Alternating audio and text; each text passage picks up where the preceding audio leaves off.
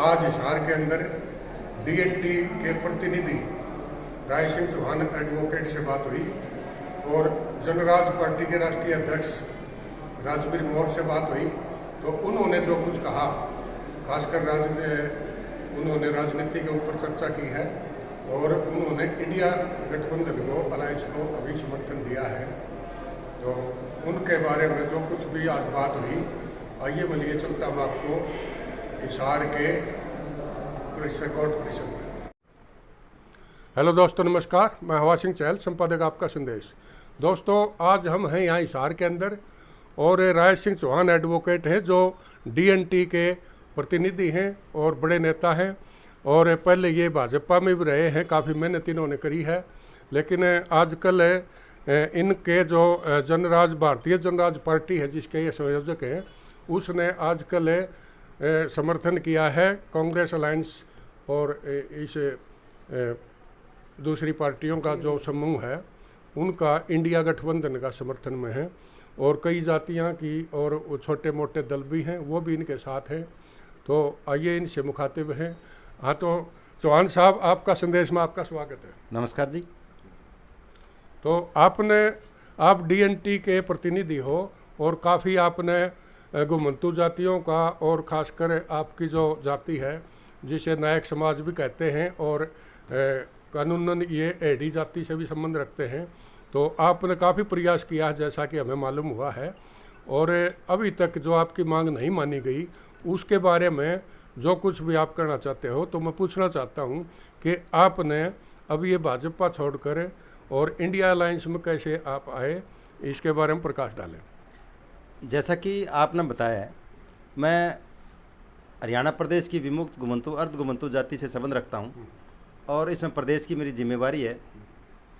मैं अपने जीवन में 1986 से लेकर के अब तक दूसरे नेताओं के साथ मिल करके हम प्रयास कर रहे हैं कि इन जनजातियों को प्रदेश में शेड्यूल ट्राइब घोषित किया जाए। हमने वर्तमान प्रदेश के मुख्यमंत्री और दूसरी सरकारों से मांग भी की इस बारे में। 2 बार केंद्रीय सरकारों से आयोग द्वारा इनकी रिपोर्टें भी पेश की गई है कि प्रदेश में इनको विभिन्न प्रकार की सुविधाएं दी जाए ताकि ये इन समाजों के लोग मुख्य धारा में शामिल हो सके, परंतु हमेशा सरकार हमारी अनदेखी करती आ रही है। पिछले दिनों भी जैसे कि फतेहाबाद में एक बहुत बड़ा सम्मेलन हुआ था जिसमें लाखों की तादाद में लोग इकट्ठे हुए थे।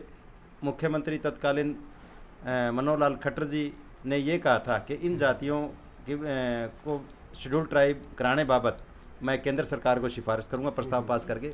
इसके अलावा इन जातियों के लोग जो बेघर है उनके लिए आवास बना करके मुहैया कराए जाएंगे, परंतु अब तक ना तो इन जातियों के लोगों को आवास दिए गए, ना ही इनको शेड्यूल ट्राइब घोषित करने बाबत किसी प्रकार की कोई कार्य या यूँ कह सकते हो आप नोटिफिकेशन या सिफारिश केंद्र सरकार को भेजी गई है।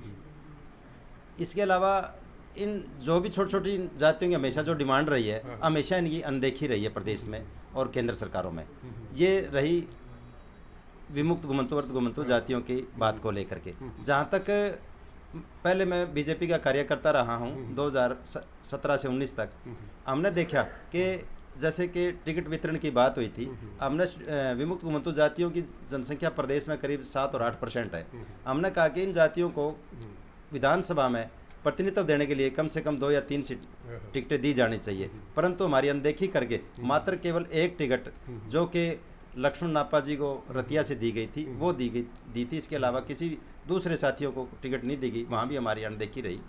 तो इसी तरह से जब बार बार अनदेखी होने पर मेरा बीजेपी पार्टी पर कोई विश्वास नहीं रहा, न रहने की वजह से हमने फिर अपनी नई पार्टी बनाई जिसमें भारतीय जनराज पार्टी है और मेरे साथी राजवीर सिंह राजमोहर पार्टी के अध्यक्ष है।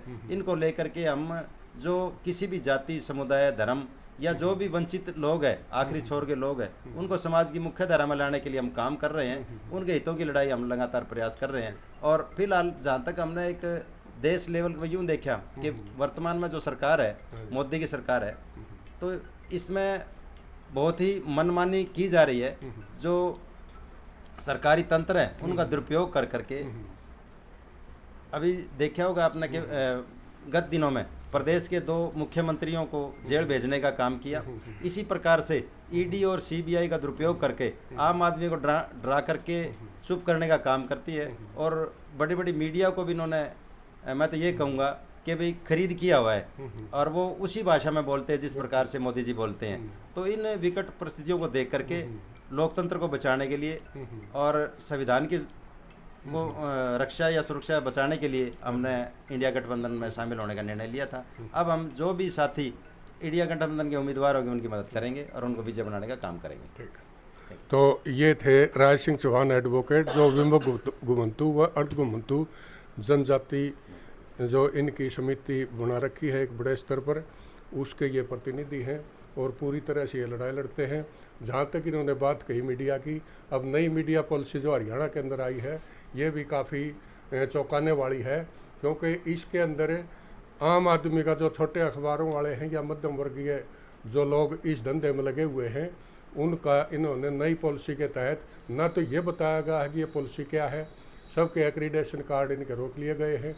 करीब हरियाणा के अंदर मैं हरियाणा प्रेस क्लब का कार्यकारिणी अध्यक्ष हूँ, और कार्यकारी अध्यक्ष होने के नाते मेरे पास लोगों के फ़ोन आते हैं, पत्रकारों के, उनके करीब करीब हरियाणा के अंदर 800 से ज़्यादा पत्रकारों के जो नॉमिनेट पत्रकार हैं और सीनियर पत्रकार हैं, जिन्होंने कई तो मेरी उम्र के जो 40 साल से पत्रकारिता कर रहे हैं, उनके एक्रीडेशन कार्ड भी इन्होंने रोक रखे हैं।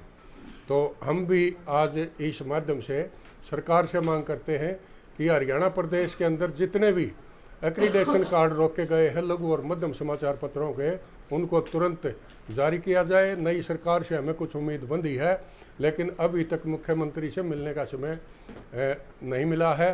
तो शायद 5 तारीख को हम जींद में मुख्यमंत्री जी से बात करेंगे, इस बारे में देखते हैं उनका क्या रुख रहता है। बाकी अभी तक जो कुछ भी है वो जो सोशल मीडिया है या छोटे लघु और मध्यम समाचार पत्रों के जो संपादक हैं, उनकी काफ़ी पूरी तरह से अनदेखी की हुई है और किसी प्रकार की कोई सुविधा उन्हें नहीं दी जा रही। अब मेरे साथ हैं जनराज पार्टी के राष्ट्रीय अध्यक्ष, तो इनसे बात करते हैं। राजवीर सिंह मौर्य हैं। हाँ, तो मौर्य साहब, आपका संदेश में आपका स्वागत है। नमस्कार जी। नमस्कार। तो आपकी जनराज पार्टी ने इंडिया गठबंधन का समर्थन किया है, तो इस बारे में आप क्या कहना चाहेंगे? ये इसलिए समर्थन किया है हमने क्योंकि राहुल जी ने कुछ सालों से जो हम प्रयास करने लग रहे थे, जिस मकसद के लिए हमने भारतीय जनता पार्टी बनाई थी, उसी आवाज़ को अब जो कुछ 8-9 महीने से साल से राहुल गांधी जी उठाने लग रहे हैं। हम चाहते हैं 100% आरक्षण होना चाहिए, हर समाज की हिस्सेदारी होनी चाहिए, ना कि किसी एक समाज की, एक बिरादरी की, एक धर्म की। इसलिए हमारी और राहुल जी की, कांग्रेस की या इंडिया गठबंधन की विचारधारा एक है, इसलिए हमने उनको समर्थन देने का प्रयास किया है राजकुमार सैनी जी के नेतृत्व में। तो राजकुमार सैनी जी पर हालांकि पुराने टाइम में जाटों के और ब्राह्मणों के खिलाफ कुछ बयानबाजी करने का उन्होंने जो वो किया था, उसको बढ़ा चढ़ा के भी पेश किया गया।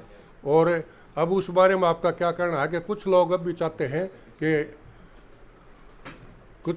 चाहते हैं कि इस मामले में उनकी क्या भूमिका रहेगी? हालांकि भूपेंद्र सिंह हुड्डा ने तो ये कहा कि ये इन्होंने कांग्रेस ज्वाइन नहीं की है, सिर्फ समर्थन दिया है।